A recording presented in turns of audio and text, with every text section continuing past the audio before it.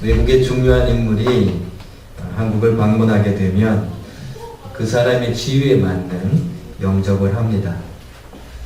그렇게 예우를 하게 되죠. 여러분들이 이렇게 외국에 가면 어떻게 예우하던가요? 네, 아무도 안 쳐다보죠. 섭섭하십니까? 우리가 나중에 하나님 나라에 가게 되면 우리 하나님의 백성들을 하나님께서 예우하십니다. 어떤 선교사님이 평생 선교를 하고 돌아왔는데 빵빠레를 울리면서 이렇게 환영을 하게 됩니다. 너무 좋아서 손을 흔들려고 했는데 자기가 아니고 자기 앞에 나갔던 그런 사람들이었다고 합니다. 그래서 너무 속상해서 하나님, 나는요, 그랬더니 하나님께서 너는 천국에 올 때 내가 다 준비하고 있다, 이렇게 말씀하시더래요. 여러분 어떻습니까? 사람에게 걸맞는 예우하는 것이 있습니다. 그리고 우리가 이 땅에 피조물로 지어진 모든 존재들을 보게 되면 다 예우가 틀립니다. 사람과 짐승의 예우가 다릅니다. 아무리 집에 반려동물이라고 했지만 사람처럼 그렇게 취급하지는 않습니다. 만약에 짐승을 사람보다 귀히 여긴다면 그거는 하나님의 창조 질서를 무시하는 처사가 되는 것입니다. 사람처럼 예우하는 것은 잘못된 것입니다. 또 동물을, 또 짐승을 신처럼 예우하는 것도 아니 되는 것입니다. 동물은 동물로 예우할 때 가장 아름다운 예우인 것입니다. 요즘은 이상하게 또 세상이 돌아가서 남편들은 꼭 나이가 들수록 개를 꼭 안고 다닌다면서요. 그쪽 이사할 때 남편은 안 데려가도 개는 데려가니까 남편들이 그렇게 한대요.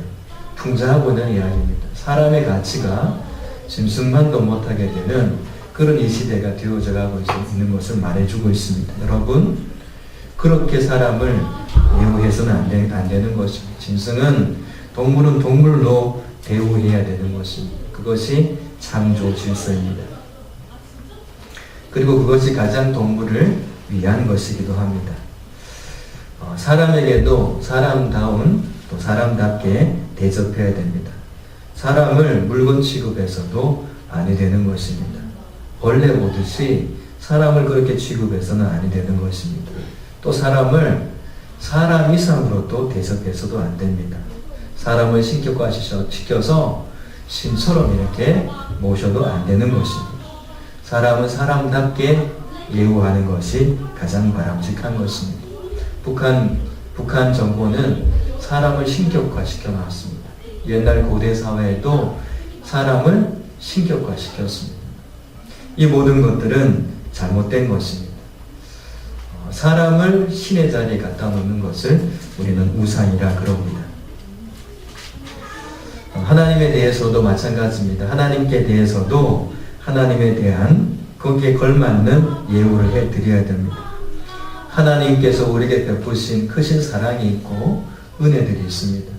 그것을 받은 사람들은 거기에 걸맞게 최고의 예우로 하나님을 섬기는 것이죠. 그 최고의 예우를 드리는 것이 바로 이 예배입니다. 근데 이 예배에 하나님을 예배할 때 하나님을 형상화시켜서는 안 된다, 이렇게 말씀하고 있습니다. 이게 두 번째 계명입니다. 첫 번째 계명은 하나님만을 섬겨야 된다. 왜냐하면 우리를 구원해 주신 분이 하나님이시기 때문이고 하나님 외에 다른 것은 다 가짜기 때문에 그렇다라는 말씀입니다. 그럼 우리가 하나님을 예우하는 가장 좋은 방법은 이 예배인데, 이 예배를 드릴 때 절대로 하나님을 형상화해서는 안 된다라고 말씀하고 있습니다. 무엇을 만들어 그 앞에 하나님인 것처럼 생각하고 이렇게 예배하는 것은 그것은 우상 숭배다라고 말씀하고 있는 것입니다. 그래서 예배는 하나님과 예배자 사이에 그 어떤 것도 존재해서는 아니 되는 것입니다. 첫 번째 계명과 두 번째 계명을 이렇게 보게 되면 어떤 차이가 있느냐 하면, 첫 번째 계명은 우리가 섬겨야 되는 대상이 누구인가, 우리가 예배 드려야 되는 대상이 누구인가, 하나님이시다라고 말씀하시고, 또 그러면 그 하나님께 우리가 어떤 예우를 해드려야 되는가, 방법적인 부분을 두 번째 계명에서는 말씀해 주고 있습니다. 그럼 우리가 어떻게 하나님을 예배해야 됩니까? 그 중에 하나는 거짓 예배를 하나님께 드려서는 안 되는 것입니다. 가짜 예배 말이죠. 그리고 하나님께 바른 태도로 예배해야 된다, 이렇게 말씀하고 있습니다. 그러면은 거짓 예배를 드리는 것은 무엇일까요? 그것은 어떤 형상들을 만들어가는 것입니다. 어떤 형상이든지 절대 만들지 말라 그랬는데 자꾸 그것을 만들고 섬기는 겁니다. 하나님의 이름으로 예배한다고 해서 다 그것이 예배가 아니라는 것입니다. 우리가 하나님의 이름으로 예배하지 않습니까? 근데 하나님의 이름으로 예배한다고 하지만 하나님을 예배하는 것이 아닐 수도 있기 때문에 그렇습니다. 제가 아모스 말씀을 읽어 드릴 텐데요. 한번 잘 들어보시면서 이 말씀을 이해하시기 바랍니다. 하나님께서 아모스 선지자를 통해서 그때 당시에 예배하는 사람들을 통해 예배하는 사람들에게 이렇게 말씀하셨습니다. 내가 너희 절기들을 미워하여 멸시하며 너희 성회들을 기뻐하지 아니하나니. 하나님께 예배하는 그 모든 절기, 그 성회를 하나님께서 기뻐하지 않으신대요. 계속 보실까요? 너희가 내게 번제나 소제를 드릴지라도 내가 받지 아니할 것이요. 이 번제와 소제는 예배에서는 그때 당시 제사에서는 없어서는 안 되는 제물들입니다. 너희가 살찐 희생의 화목제도 내가 돌아보지 아니하리라. 최고의 제물을 하나님 앞에 드리는 것입니다. 근데 그것을 하나님께서 돌아보지 아니하겠다. 다시 말해 쉽게 요즘 이야기로 하면 꼴도 보기 싫다 이겁니다. 그건 보기도 싫다는 이야기입니다. 어떻게 보면 최고의 제물을 하나님 앞에 드리고 있습니다. 그런데 내가 그것을 돌아보지 않겠다 이렇게 말씀하세요. 또 계속 보게 되면 내 노랫소리를 내 앞에서 그칠지어다. 내 비파 소리도 내가 듣지 아니하리라. 이건 찬양을 말하고 있습니다. 그들이 얼마나 하나님을 아름답게 찬양했겠어요. 레위 지파는 하나님을 찬양하는 사람들이에요. 아주 멋있게 화려하게 찬양했을 것입니다. 그런데 내 노래 소리를 내 앞에 그칠지어다. 비파 소리도 내가 듣지 않겠다. 반주를 말하는 것이죠. 악기를 사용하는 것. 이것도 하나님이 안 듣겠다 말씀하십니다. 왜 그런가 하면 그 이후의 말씀이에요. 오직 정의를 물같이 공의를 마르지 않는 강같이 흐르게 할지어다. 하나님께서 원하시는 것이 뭡니까? 그 많은 보여지는, 그 모든 보여지는 것들을 하나님께서 받으시는 것이 아니라 그것을 드리는 사람, 그것이 제물이든 찬양이든 아니면 소제든 번제든 간에 관계없이 그것을 드리는 그 사람들의 마음이 공의와 정의가 마르지 않는 강처럼 흘러가야 된다 말씀하십니다. 하나님 앞에 하나님은 공의로우신 분이세요. 정직하신 분이세요. 그 하나님 앞에 가식됨이 없이 겉과 속이 같이 주님을 예배하고 주님께 드리고 주님께 찬양하는 것, 그것은 하나님께서 받으시는데 그 외의 것은 받지 않겠다 이 말씀입니다. 아모스서 5장 25절 말씀이에요. 이스라엘 조속들아 너희가 40년 동안 광야에서 희생과 소제물을 내게 드렸느냐. 너희가 너희 왕 식국과 기운과 너희 우상들과 너희가 너희를 위하여 만든 신들의 별 형상을 지고 가리라. 하나님을 예배하는 것 같았는데 거기에는 다 우상이 있었습니다. 자신이 추구하는 하나님이라는 이름 미명하에 만들어 놓은 그런 우상들이 있었습니다. 신들의 별 형상을 지고 가리라. 그런 것들이 있었다라는 것입니다. 성도 여러분, 우리가 평생 예배를 드리면서 살아가는 사람들입니다. 평생 찬양하고 평생 예배 드리며 살아가는 사람들입니다. 그런데 하나님께서 얼마만큼 많은 시간, 얼마만큼 화려함을 가지고 준비하고 애썼느냐, 이것보다도 그렇게 찬양하고 그렇게 예배 드리는 그 사람들의 마음속에 우상 없이 하나님을 진정으로 예배했는가라는 것이죠. 여러분 너무 잘하려고 하지 마십시오. 이렇게 하면 좀 속상해 하실 분도 계실지 모르겠습니다. 잘해도 됩니다. 근데 그 잘하려고 하는 것이 우상이 되면 하나님께서 안 받겠다 말씀하시잖아요. 그러니까 우리가 행하는 그 모든 것들이 하나님 앞에서 정직과 공의가 흘러가야 된다라는 것입니다. 두 번째 계명을 어긴 대표적인 사례가 있습니다. 그 형상들 만들지 말라 그랬는데 그 형상 만든 게 있습니다. 이스라엘 백성들이 출애굽하고 나서 모세가 시내산에 하나님의 말씀을 받으러 올라갔을 때입니다. 40일 동안 모세가 안 보이니까 그 사람들이 서로 이야기하기 시작했습니다. 모세 없다. 자, 우리가 이제 어떻게 한번 해보자. 근데 사람들은 눈에 안 보이면 두려워하는 거죠. 뭔가 눈에 안 보이면 걱정을 하는 겁니다. 그래서 눈에 보이는 뭔가 만들어 보자.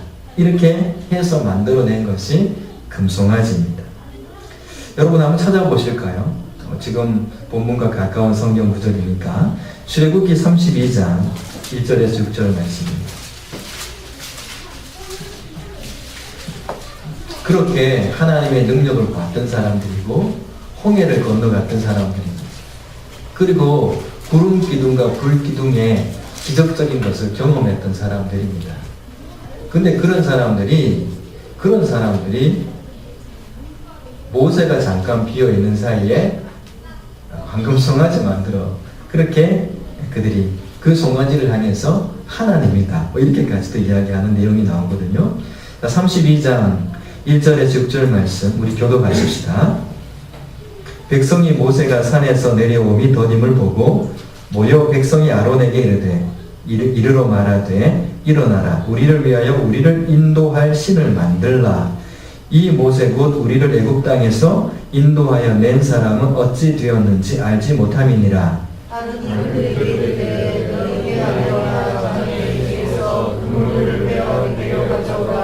예, 금고리 금붙이 가져오라는 이야기를 하죠. 3절입니다. 모든 백성이 그 귀에서 금고리를 빼어 아론에게로 가져가매 아론이 그들의 손에서 금고리를 받아 부어서 정숙한 것에 송아지 형상을 만드니 그들이 말하되 이스라엘아 이는 너희를 애굽땅에서 인도하려는 너희의 신이로다 하시다. 애굽 땅에서 너희를 인도해낸 신은 누굽니까? 하나님이시죠. 그러니까 지금 이 사람들이 금붙이 갖고 황금 송아지 만들어 놓고 뭐라고 이야기합니까? 하나님이다 그럽니다. 하나님. 자, 보이지 않은 하나님을 보이는 형상으로 만들어 놓고 하나님이라 이야기하죠. 자, 그리고 네, 계속 읽어주세요. 시작. 아론이 보고 앞에 제단을 쌓고 이에 아론이 공포하여 이르되 내일은 여호와의 절기나니. 네, 아론이 공포를 합니다. 아론이 누굽니까? 모세의 형이죠. 제사장입니다. 그가 지금 공포를 하는데 어떻게 공포하느냐? 그 앞에 제단을 쌓고 공포하기를 내일은 여호와의 절기다라는 이야기입니다. 그리고 나서 6절 말씀에 같이 읽으십시다. 시작. 이튿날에 그들이 일찍 일어나 번제를 드리며 화목제를 드리고 백성이 앉아서 먹고 마시며 일어나서 뛰놀더라. 아멘. 지금 이 백성들이 보이지 않은 하나님을 보이는 형상으로 송아지를 만들어 놓고 하나님이다 그러면서 그 앞에 제단을 쌓고 하나님 앞에서 지금 할 것 다 하는 것입니다. 근데 하나님께서 이것을 인정하셨습니까? 인정하지 않으셨습니까? 인정하지 않으셨습니다. 이들이 누구를 예배하고 있습니까? 하나님을 예배하고 있습니다. 근데 왜 안 되는 겁니까? 보이지 않는 하나님을 보이는 형상으로 만들어 놓았기 때문입니다. 그들은 그 송아지를 향해서 우리를 애굽에서 인도해 낸 하나님이다라고 부르면서 그 앞에 지금 보니까 제단을 쌓고 번제도 드리고 그리고 그 앞에서 화목제를 드리면서 화목제물을 서로 나누어서 먹기도 했다는 겁니다. 하나님 앞에서 했던 것하고 똑같이 하고 있는 것입니다. 근데 하나님께서는 그것을 하나님을 향한 예배로 인정하지 않으십니다. 우상 숭배가 된 것이죠. 대상은 하나님이었는데 방법이 형상을 만들므로 해서 우상 숭배가 되어버린 것입니다. 결국 이들은 두 번째 계명을 어긴 것이 되지요. 오늘 본문으로 다시 돌아가서 4절 말씀을 보십시다. 4절 말씀 우리 같이 다시 한번 읽도록 하겠습니다. 창세기, 출애굽기 20장 4절 함께 읽겠습니다. 시작. 너를 위하여 새긴 우상을 만들지 말고 또 위로 하늘에 있는 것이나 아래로 땅에 있는 것이나 땅 아래 물속에 있는 것에 어떤 형상도 만들지 말며 그것들에게 절하지 말며 그것들을 섬기지 말라. 아멘. 자, 우상을 만드는데 누구를 위해서 만듭니까? 너를 위해서. 그러니까 우상이 왜 생기는가 하면 다 자기 욕심 때문에 생기는 것입니다. 우리가 하나님을 향해서 내 욕심을 가지고 하나님께 나가면 그 하나님이 아니라 황금송아지가 되는 것입니다. 똑같이 하나님을 예배하는 것 같아도 우상을 숭배하는 사람이 있고 하나님을 예배하는 사람이 있습니다. 새긴 우상 만들지 말라 말씀하셨습니다. 위로 하늘에 있는 것, 아래로 땅에 있는 것, 땅 아래 물속에 있는 것, 그 어떤 형상도 만들지 말라 그랬습니다. 물고기 만들어 놓으면 됩니까? 그것을 형상화 시켜 놓으면 아니 되는 것입니다. 뭐 조각으로 물고기 만들어 놓는 거야 뭐 어떻겠습니까? 그런데 그 조각을 물고기로 만들어 놓고 내 욕심과 나의 유익을 위해서 그 앞에 경배하기 시작한다면 그것은 우상이 되는 것입니다. 절대 만들지 말라 그랬습니다. 하나님은 하나님을 예배하되 어떤 형상이든지 만들지 말라고 분명히 금해 놓으셨습니다. 다른 신들을 만드는 것만 문제가 되는 것이 아니라 하나님의 형상을 이렇게 만들어 놓는 것도 우상이 된다는 것을 분명히 말씀하고 있습니다. 하나님이라고 형상화 시켜 놓은 것도 우상입니다. 여러분 이거 잘못 이해하게 되면 큰일 납니다. 잘 이해하셔야 됩니다. 예배 드리면서도 우상 숭배 할 수 있습니다. 그래서 그렇습니다. 하나님께서는 어떤 형상이든지 만들지 말라라고 말씀하셨습니다. 왜냐하면 사람의 지혜로는 하나님의 형상을 만들어낼 수가 없습니다. 불완전한 피조물이 어떻게 하나님의 형상을 만들어낸단 말입니까? 절대 그렇게 못하는 것입니다. 그래서 하나님의 형상을 만들어낸다는 것 자체가 불가능하기 때문에 아예 만들지 말라 이렇게 말씀하고 있는 것입니다. 사람들이 그렇게 형상을 만들고 신상을 만들어내는 이유가 있습니다. 그것은 뭔가 봐야 믿기 때문에 그렇습니다.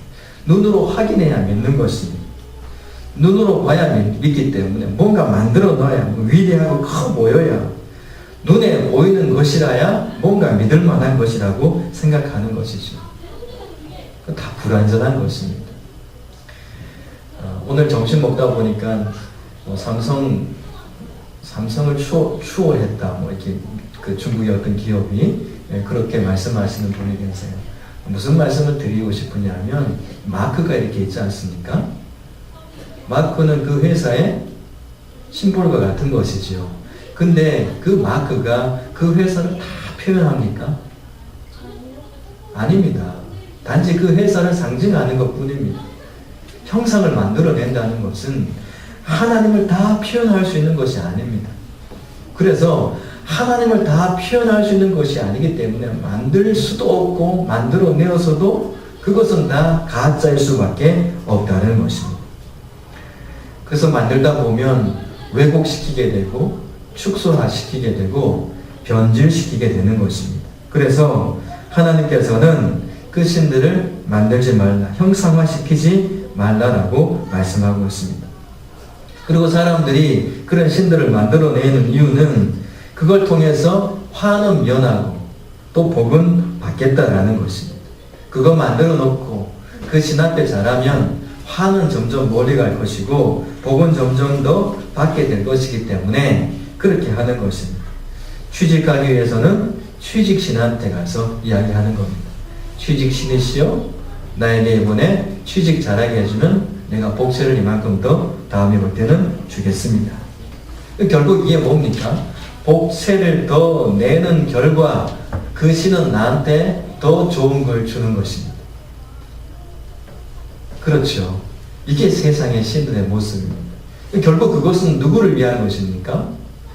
신을 위한 것이 아니라 자기 자신을 위한 것입니다. 그래서 우상은 또 만들어낸 형상 모든 것들은 결국은 자기 욕심을 위해서 만들어진 거기 때문에 신을 자기가 막 조종하는 겁니다. 돈으로, 자기 열심으로, 자기 노력으로 이만큼 하면 신은 나한테 이만큼 주겠지?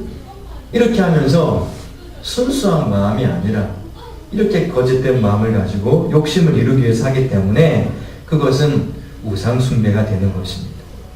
하나님의 손에 우리가 있는 것이지 어떻게 내 손에 하나님이 있습니까? 하나님을 내가 쥐려펴라고 어떻게 합니까? 그거는 피조물의 모습이 아닙니다. 하나님을 예우하는 모습이 아니라는 것이죠. 하나님의 형상을 하나님께서 만드는 것을 금지하셨습니다. 또 그 이유 중에 하나 보게 되면 이런 이유가 있습니다. 하나님의 임재 앞에 사람들이 도저히 그 하나님의 임재를 감당할 수가 없었습니다. 한 예를 들어서 보게 되면 출애굽기 20장의 말씀입니다. 20장 18절에서 19절 말씀 찾으셨습니까? 네, 한번 보실까요? 같이 읽어보십시다. 시작. 뭇 백성이 모래와 번개와 나팔 소리와 산의 연기를 본지라.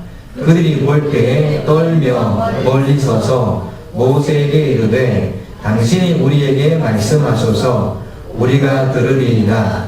하나님이 우리에게 말씀하시지 말게 하소서 우리가 죽을까 하나이다. 아멘. 이 말씀을 보게 되면 백성들이 하나님께서 구름과 번개 가운데 말씀을 하시니까 그 사람들이 생각할 때 하나님의 그 임재가 멀리 저 산 위에 있는데도 너무 두려운 거예요. 이 사람들이 얼마만큼 느끼냐면 우리가 죽겠다. 하나님의 임재 앞에 두려움과 떨림이 와서 야 이러다 죽을 수도 있겠다. 이런 마음까지 사람들한테 생기는 겁니다. 아니 하나님께서 말씀만 하시고 그 산 위에 나팔 소리와 번개, 우레, 연기 이런 것으로 표현되어서 임하시는데도 사람들이 이렇게 두려워하는데 하나님께서 직접적으로 현현하시게 되면 사람들이 어떻게 될까? 난리가 나겠죠. 근데 왜 우상을 자꾸 만들어내려고 합니까? 하나님의 임재 앞에 우리가 정말 두렵고 떨림 앞에 서기 때문에 그 앞에 감히 어떻게 설 수 없는 상황이라면 하나님의 형상을 만들어 놓고 그 형상 앞에 하나님이라 그러면 정말 하나님께서 임재해 계신다 그러면 그 앞에 누가 설 사람이 있겠습니까? 그래서 우리는 하나님의 말씀을 들어야 합니다. 우리는 하나님의 임재 앞에 감히 설 수 없는 연약한 사람입니다. 우상 만들려고 하지 말아야 된다는 이야기입니다. 그래서 하나님께서는 하나님의 형상을 만들지 말라고. 기껏 만들어봐야 부분적으로 아주 조잡하게 그냥 자기 기복적인 것 정도밖에 만들어낼 수밖에 없기 때문에 만들지 말라고 하는 것입니다. 계속 보게 되면 22절 말씀에 다시 한번 그 말씀을 주셔요. 오늘 출애굽기 20장 22절 여호와께서 모세에게 이르시되 너는 이스라엘 자손에게 이같이 이르라. 내가 하늘로부터 너희에게 말하는 것을 너희 스스로 보았나니 너희는 나를 비겨서 은으로나 금으로나 너희를 위하여 신상을 만들지 말고 내게 토단을 쌓고 그 위에 내 양과 소로 내 번제와 화목제를 드리라. 내가 내 이름을 기념하게 하는 모든 곳에서 내게 임하여 복을 주리라. 내가 내게 돌로 제단을 쌓거든 다듬은 돌로 쌓지 말고 내가 정으로 그것을 쪼면 부정하게 함이니라. 아멘. 이 정으로 쪼지 말라. 이 말씀은 뭐냐면 하나님의 임재 앞에 나갈 때 하나님을 예배할 때 거기에 가식적인 걸 섞지 말라라는 것입니다. 인위적인 것, 첨가하지 말라는 것입니다. 그냥 순수하게, 순전하게 하나님을 예배하라는 것입니다. 그곳에 내가 임하여 복을 주리라 이렇게 말씀하고 있습니다. 신명기 4장에도 이와 같은 말씀을 주고 계십니다. 또 이사야 44장 9절에서 11절 말씀에도 말씀하고 있습니다. 하나님께서는 어떤 형상이든지 만들지 말라. 그 만드는 것 자체가 하나님을 그렇게 만든다는 것 자체가 불가능한 거기 때문에 절대 형상화시키지 마라. 하나님은 영이시니 예배하는 자가 영과 진리로 예배할지니라 말씀하셨습니다. 영이신 하나님을 자꾸 보이는 형상으로 만들려고 애쓰지 말고 단지 단을 쌓고 하나님을 예배하면 하나님께서 영으로 그곳에 오셔서 그들에게 복을 주시겠다 이렇게 말씀하고 있는 것입니다. 만들다 보면 왜곡되이 만들어질 수 있기 때문에 그것은 오히려 하나님의 영광을 가리는 일이기 때문에 하지 말라라고 말씀하십니다. 자, 이사야 44장의 말씀을 한번 찾아보겠습니다. 이사야 44장 9절에서 11절 말씀. 욥기, 시편, 잠언, 전도서, 아가서 다음에 이사야서가 있습니다. 이사야 44장 9절에서 11절. 우상을 만드는 자는 찾으셨습니까? 네, 함께 읽으십시다. 12절까지. 우상을 만드는 자는 다 허망하도다. 그들이 원하는 것들은 그것들의 증인들은 보지도 못하며 알지도 못하니 그러므로 수치를 당하리라. 신상을 만들며 무익한 우상을 부어 만든 자가 누구냐? 보라, 그와 같은 무리들이 다 수치를 당할 것이라. 그 대장장이들은 사람일 뿐이라. 그들이 다 모여 서서 두려워하며 함께 수치를 당할 것이니라. 철공은 철로 연장을 만들고 숯불로 일하며 망치를 가지고 그것을 만들며 그의 힘센 팔로 그 일을 하나. 배가 고프면 기운이 없고 물을 마시지 아니하면 필요하니라. 아멘. 그 우상을 누가 만든다는 이야기입니까? 장인들이 만든다는 이야기입니다. 그러면 사람이 만드는 그 신이 과연 신이겠느냐? 이런 말씀이죠. 피조물이 만든 또 다른 피조물 그것이 무슨 신의 역할을 할 수 있겠느냐? 그런 말씀이기도 합니다. 그래서 우상을 만드는 자는 다 허망하다. 여러분 우상단지 만드는 사람들이 있으면 여러분 만들지 말라고 하세요. 신지 중에 그런 분들이 있으면 사업 바꾸라고 하세요. 그 다 우상 만드는 것 다 허망한 것입니다. 우상 만드는 것 그거 하나님 기뻐하지 않습니다. 형상으로 하나님을 만드는 것은 결국 하나님을 무시하는 것입니다. 전능하신 그 하나님을 가다놓는 것과 같은 것입니다. 사람들이 말씀보다 눈에 보이는 것을 더 의지하기 시작하면 그런 형상들을 자꾸만 만들게 됩니다. 은사와 능력도 마찬가지입니다. 그런 것은 필요합니다. 하지만 말씀 없이 그런 것만 쫓아가게 되면 그것이 우상이 된다는 것을 기억해야 되는 것입니다. 하나님은 사람의 상상이나 사람의 생각을 뛰어넘어 계신 분이십니다. 사람이 아무리 상상력을 동원해서 멋진 어떤 형상을 만들어서 하나님이다라고 말한다 할지라도 그것은 결코 하나님이 될 수 없습니다. 왜냐하면 하나님은 그것보다 뛰어나신 분이시기 때문에 그렇습니다. 현대인들이 이런 우상들을 많이 섬기고 있습니다. 예를 하나 들어보면 하나님은 사랑이시다. 맞지요? 맞습니까? 하나님은 사랑 맞습니다. 그런데 하나님은 사랑이기 때문에 죄 지어도 된다 마음껏. 자, 그건 어떻습니까? 그것은 한쪽만 받아들인 것입니다. 자, 내가 원하는 부분만 받아들인다는 이야기입니다. 나는 죄 짓고 싶어요. 마음껏 죄 짓고 싶은데 뭐 이렇게 좋은 하나님 없나 찾아보니까 하나님은 사랑이시대요. 그래서 내가 죄를 지어도 그냥 마음대로 살아도 죄 짓고 살고 가식하며 살아도 그냥 하나님은 사랑이시니까 다 덮어주시겠지. 그러면서 자기가 만들어 놓은 하나님이에요. 근데 하나님은 사랑의 하나님이시지만 또한 공의의 하나님이십니다. 우리를 사랑하셔서 목숨까지 주신 분이시지만 또 그 생명값을 했는지 나중에 행한 대로 심판하시는 분이십니다. 한쪽으로만 내게 유익된 것으로만 받아들이기 시작하는 것, 이것이 바로 하나님을 내 나름대로 형상화시키는 것을 말하고 있는 것입니다. 여러분들의 하나님은 어떤 하나님이십니까? 제가 일전에 그런 말씀을 한번 드렸지 않습니까? 평소에 열심히 기도 잘하시던 분이, 기도에 대표격 되는 사람이 어려운 일을 만났을 때 하나님께 기도하니까 벽 앞에 기도하는 것 같더라고요. 말씀드린 적이 있잖아요. 자신이 만들어 놓은 하나님, 자신이 만들어 놓은 하나님은 내가 어려울 때 지금 당장 해결해 주셔야 되는 분이에요. 근데 하나님께서는 때로는 그건 아니야 하실 때도 있고, 좀 더 기다려라 라고 하실 때도 있고, 좀 더 좋은 것으로 줄게 하실 때도 있는 것 아니겠습니까?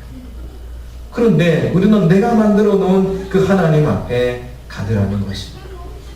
여러분, 그래서 말씀을 쫓아가지 않고 응답을 쫓아가는 사람들은 문제에 빠질 수가 있는 것입니다. 여러분, 하나님 말씀을 쫓아가셔야 되는 것을 믿으시기 바랍니다. 기도하면 무조건 응답해 주십니까? 도깨비 방망이처럼 생각하는 사람이 있어요. 무엇이든지 원하는 대로 구하라며 하고는 기도했는데 응답 안 해준다는 겁니다. 그 사람 마음에는 어떤 마음이 있습니까? 하나님을 도구로 삼는 마음입니다. 내가 원하면 언제든지 나를 도와줘야 돼. 내가 필요 없다 그러면 나를 언제든지 좀 비켜줘야 돼. 이런 하나님을 만들어 놓고 있는 것입니다. 내가 마음대로 살고 싶을 때는 당신 잠깐 좀 비켜줘 있어요 하고 하나님을 저만큼 멀리 해놓고, 내가 뭔가 필요할 때는, 뭔가 도움이 필요할 때는 슈퍼맨 도와주세요 해서 슈퍼맨이 확 날아오는 것처럼 영화의 한 장면 같은 하나님이 나한테 와야 되는 겁니다. 기도에도 똑같이 이것을 적용하는 사람들이 있습니다. 어떤 기도가 응답됩니까? 무엇이든지 원하는 대로, 그 원이 뭡니까? 그 원하는 것을 구하는 사람은 이미 겟세마네 동산에서 내 뜻대로 마옵시고 아버지의 원대로 되길 원합니다라는 그 원함이 나의 원함과 아버지의 원함, 나의 뜻과 아버지의 뜻이 일치되어 있을 때 무엇이든지 원하는 대로 구하라. 그리하면 주신다 말씀하십니다. 그래서 우리는 하나님의 마음, 하나님 말씀의 뜻과 내가 원하는 뜻이 같아질 수 있도록 우리는 애쓰고 힘써야 되는 것입니다. 아니면 우상을 만들어서 그 우상을 또 하나 만들어내는 것과 같은 것입니다. 여러분, 헌금 드리시죠? 얼마나 드렸습니까? 어떤 사람은 그 헌금을 마치 어떤 곳에 복채 드리는 것처럼, 내가 이만큼 복채를 했으니 당신도 나에게 뭔가 해야 되지 않느냐. 어떤 사람은 뇌물처럼 사용하는 겁니다. 뇌물을 줬으니까 나에게 어떤 유익을 달라는 것입니다. 어떤 사람은 투자하는 것처럼 하는 거예요. 투자. 내가 이만큼 투자했으니 당신이 나에게 줘야 된다는 겁니다. 여러분, 그거 아닙니다. 그것은 하나님을 우상으로 만들어 놓은 삶의 모습입니다. 헌금은 뇌물이 될 수 없습니다. 투자가 아닙니다. 헌금이 복채가 아닙니다. 내 사랑의 표현인 것입니다.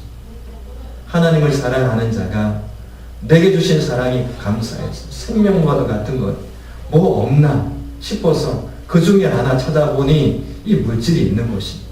그걸 드리는 겁니다. 어린아이들은요, 장난감도 드리는 거예요.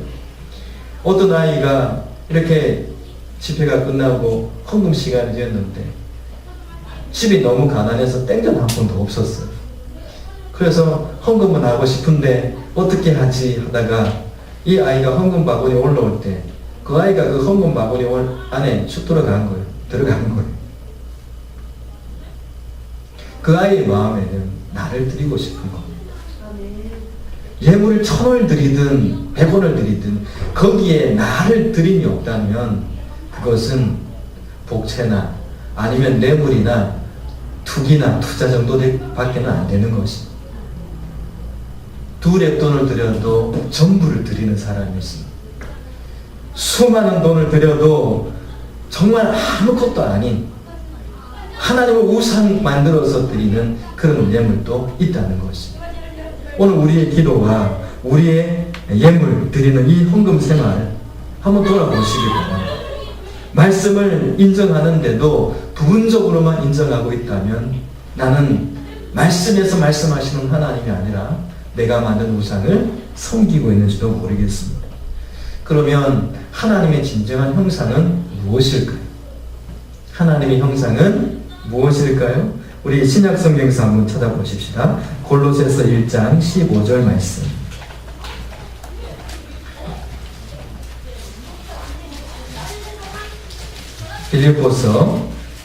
골로새서 1장 15절 말씀. 324면에 있습니다. 신약성경 골로새서 1장 15절. 그럼 우리가 하나님의 형상을 분명히 알아야 되는데 그럼 하나님의 형상은 뭔가? 골로새 1장 15절 말씀 함께 읽겠습니다. 시작. 그는 보이지 아니하는 하나님의 형상이시요 모든 피조물보다 먼저 나신 이시니 아멘. 그는 보이지 않는, 하나님은 영이시기 때문에 보이지 않습니다. 그런데 그라는 분은 누구실까요? 여기서 예수님이십니다. 예수님은 보이지 않는 하나님의 형상이요. 그럼 예수님께서 뭐라고 말씀하셨냐면 나를 본 자는 아버지를 보았다 이렇게 말씀하십니다. 요한복음 14장 9절 말씀이죠. 그러면 보이지 않는 하나님의 형상은 바로 예수님이십니다. 예수님을 본 사람은 누구를 보았습니까? 아버지 하나님을 본 사람입니다. 그러면 이 말씀은 어떤 말씀입니까? 아버지 하나님을 만나고 아버지 하나님을 알아가는 방법은 예수님을 통해서만 가능하다는 것입니다. 다시 말하면 예배는 예수님을 통해서 하나님께 드리는 것입니다.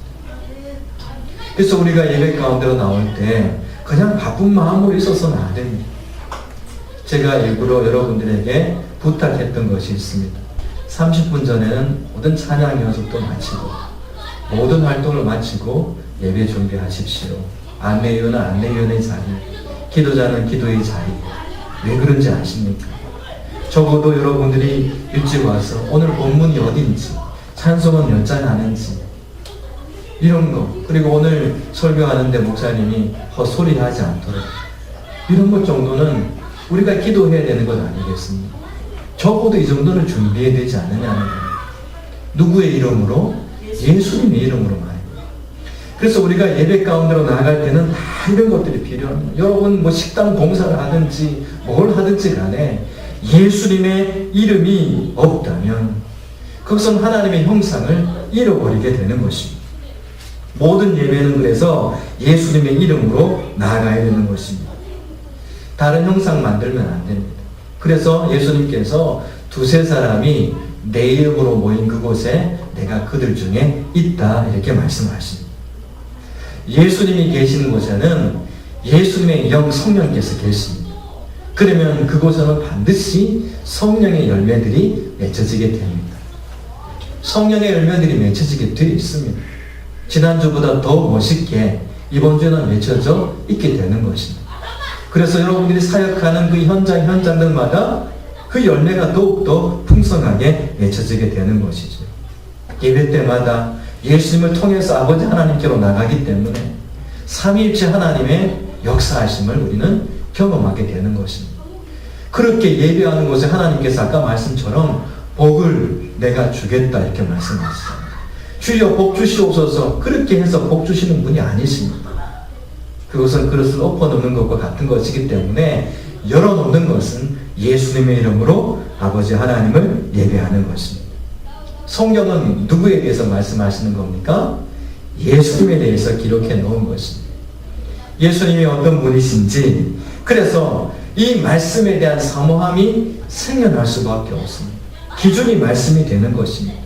말씀을 따라 주님을 예배하게 되는 것입니다. 그래서 이 말씀 속에서 예수님이 어떤 분이신지 알게 되는 것입니다. 예수님을 알게 되면서 예수님께서 어떻게 아버지 하나님을 예배했는가.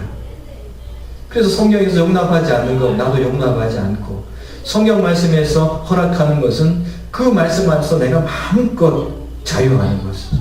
그것이 뭐냐 하면 순종인 것입니다. 예수님이 하지 말라 그러는 것 안 하고 하라 그러는 것 하는 것입니다. 그래서 말씀의 기준이 없으면 내 마음대로 하는 것이거든요. 시끄러운 이유가 내 마음대로 하기 때문에 그렇습니다. 내 감정이 훅 올라오는 것은 말씀이 나를 이끌지 않기 때문에 그렇습니다. 다시 말하면 예수님께서 내 안에서 역사하지 못하도록 내 자아가 마음껏 활동하기 때문에 그런 것이죠. 예수님은 아버지 하나님의 형상입니다. 또 형상이 있습니다. 여러분 깜짝 놀랄 겁니다. 하나님의 형상이 여기도 있었네? 어디 있을까요? 자, 마지막으로 한 말씀 찾아보시겠습니다. 어려운 데를 찾을 거니까 잘 찾으셔야 됩니다. 창세기 1장 26절, 27절 말씀. 거기에도 하나님의 형상이 있습니다. 창세기 1장 26절, 27절 말씀. 찾으셨습니까? 네, 같이 읽으십시다. 시작. 하나님이 이르시되 우리의 형상을 따라 우리의 모양대로 우리가 사람을 만들고 그들로 바다의 물고기와 하늘의 새와 가축과 온 땅과 땅에 기는 모든 것을 다스리게 하자 하시고 하나님이 자기 형상 곧 하나님의 형상대로 사람을 창조하시되 남자와 여자를 창조하시고. 자, 남자도 하나님의 형상, 여자도 하나님의 형상. 자, 그런데 한번 여설 한번 바꾸세요. 하나님의 형상 맞나? 좀 마음에 안 드는 부분들이 있죠. 왜 그럴까요? 망가져서 그렇습니다. 너무 세상에 것들이 들어와서 망가져 버려가지고 그렇게 된 겁니다. 그럼 어떻게 해야 될까요? 측은히 여기셔야죠. 불쌍히 여기셔야 되죠. 안 됐다. 하나님의 형상이 이렇게 망가졌으니 우리는 뭡니까? 우리 자신이 하나님의 형상이에요. 하나님의 인격과 성품을 갖고 있어요. 지, 정, 의가 있습니다. 우리가 인격적인 존재예요. 그래서 예수님께서 우리 가운데 오셨어요. 그 생명이 망가진 것 아시고 그 거짓되고 부패하고 타락한 생명 다 던져버리시고 죽은 시체 같은 거 던져버리시고 예수님의 생명을 우리 안에 주신 것입니다. 그런즉 이제는 내가 사는 것이 아니요 내 안에 그리스도께서 사시는 것이다. 예수님께서 내 안에서 사시는 겁니다. 그래서 우리는 하나님의 형상이 되어서 하나님을 예배하는 하나님의 자녀가 되는 것입니다. 상속을 받아도 예수님과 같이 받는 상속자가 된 것입니다. 오늘 말씀을 이렇게 마무리하도록 하겠습니다. 하나님을 우리는 온전히 예배해야 됩니다. 다른 신 만들면 안 됩니다. 또 하나님을 예배할 때 우리의 태도는 하나님의 형상을 만들어서는 아니 되는 것입니다. 내가 원하는 것을 만들어 그것이 하나님인 것처럼 황금송아지처럼 그렇게 만들어서는 아니 되는 것입니다. 말씀도 그렇게 인용해서도 아니 되는 것입니다. 하나님은 하나님이십니다. 나는 여호와라 스스로 있는 분이십니다. 그래서 그분이 우리를 창조하시고 하나님의 형상으로 만들으셨는데 망가지니까 온전한 하나님의 형상이신 예수님을 보내주시고 우리 쓸데없는 죄를 다 쓸어버리시고 우리 안에 예수님의 생명 주시면서 하나님 형상 이루어 예배자로 세워주신 것입니다. 그래서 우리의 롤모델은 예수님이십니다. 예수님을 알기 위해서 그래서 하나님 말씀을 보고 읽고 그 말씀대로 지키는 것이지요. 여러분, 우리가 하나님을 그렇게 온전히 예배하시기를 주님의 이름으로 축복합니다. 하나님 아버지 감사합니다.